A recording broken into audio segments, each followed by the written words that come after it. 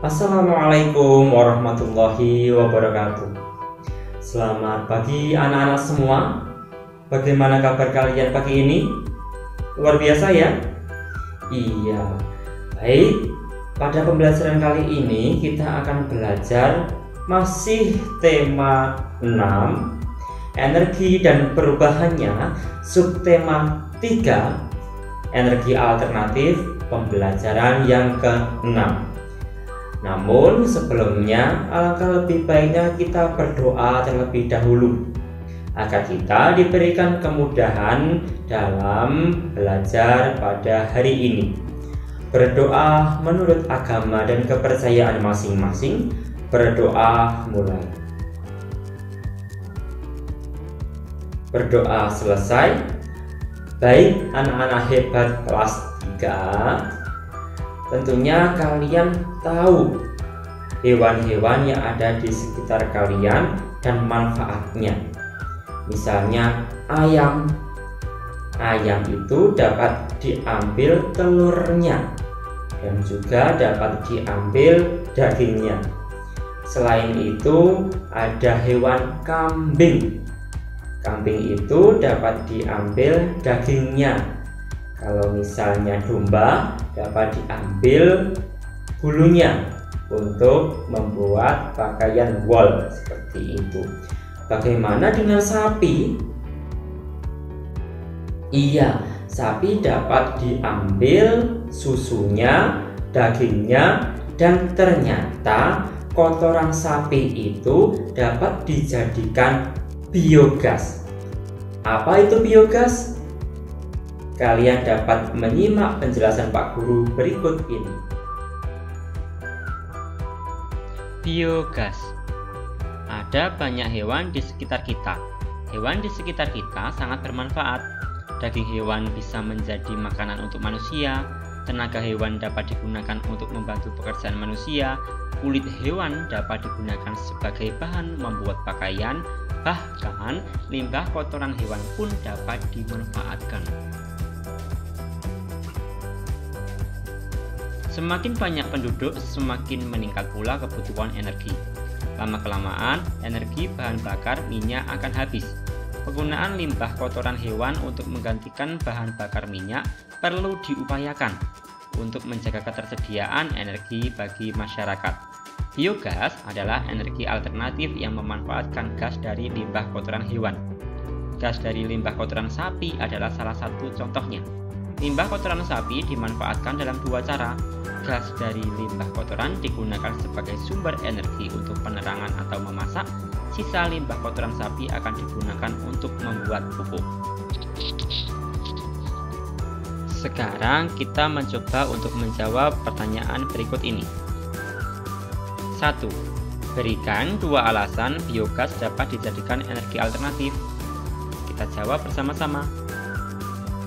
Yang pertama, biogas energinya dari kotoran hewan, sehingga mudah didapat. Yang kedua, hewan bisa berkembang biak, jadi dapat lestari atau tetap ada seperti itu. Selanjutnya, apakah pengembangan biogas termasuk kegiatan yang ramah lingkungan? Jelaskan. Kita jawab, iya, karena biogas berasal dari kotoran hewan yang tidak akan mencemari lingkungan. Berikan dua contoh keuntungan menggunakan biogas. Kita jawab. Yang pertama, ramah lingkungan. Yang kedua, mengurangi penggunaan bahan bakar fosil. Baik, nomor 4. Berikan dua contoh hambatan menggunakan biogas. Kita jawab. Yang pertama, memang baunya itu tidak sedap. Yang kedua, tidak banyak orang yang terampil menerapkan alat-alat yang digunakan untuk membuat biogas. Selanjutnya, di suatu desa, masyarakat memilih menggunakan biogas sebagai energi alternatif. Setiap satu ekor sapi menghasilkan 25 kg limbah kotoran. Sebanyak 25 kg limbah kotoran tersebut diolah menjadi biogas yang digunakan untuk memasak selama 4 jam.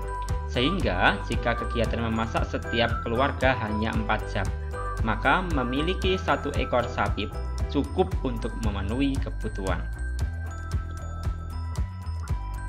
Nah, kita coba menjawab soal cerita. Ibu memiliki biogas yang dapat digunakan memasak selama 8 jam. Jika ibu memasak setiap hari selama 4 jam, berapa hari biogas dapat digunakan? Kita tuliskan dulu yang diketahui. Iya, yang diketahui biogas itu dapat digunakan 8 jam. Kemudian ibu memasak setiap harinya 4 jam. Kemudian ditanya berapa hari biogas dapat digunakan. Nah, kita coba menjawab. Baik anak-anak, untuk soal ini kalian dapat mengerjakannya dengan cara pembagian.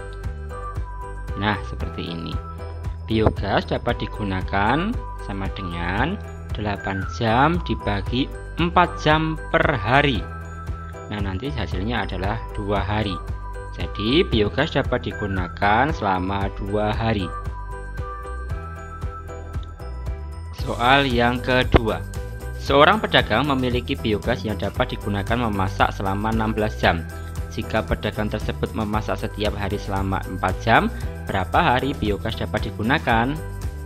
Nah, kita tuliskan diketahui terlebih dahulu. Biogas dapat digunakan 16 jam, pedagang memasak setiap harinya 4 jam. Ditanya, berapa hari biogas dapat digunakan? Nah, kita jawab bersama-sama. Biogas dapat digunakan, ini soalnya seperti yang tadi. Untuk menjawabnya kita dapat membaginya. 16 jam bagi 4 jam per hari. Hasilnya adalah 4 hari. Jadi biogas dapat digunakan selama 4 hari. Soal yang ketiga. Kakak dan teman-teman sedang menyiapkan masakan untuk acara besar. Kakak menggunakan biogas dapat digunakan untuk memasak selama 10 jam. Jika kakak mulai memasak pukul 12.15, maka pukul berapa biogas akan habis? Kita tuliskan dulu diketahui. Biogas digunakan 10 jam. Kakak mulai masak pukul 12.15. Ditanya pukul berapa biogas habis? Untuk menjawabnya kalian dapat menjumlahkan waktu memulai memasak ditambah dengan waktu biogas dapat digunakan. 12.15 ditambah 10.00 atau 10 jam. Hasilnya adalah 22.15. Jadi biogas dapat habis pukul 22.15. Baik anak-anak, memilih menggunakan energi alternatif termasuk sikap peduli kepada lingkungan. Menjaga lingkungan harus terus diupayakan agar kehidupan dapat terus berlangsung dengan baik. Nah, ada anak yang membuang sampah di sungai. Bagaimana tanggapan kalian? Berikan sarannya. Nah, kalian dapat memberikan saran seperti ini. Kamu tidak boleh membuang sampah sembarangan.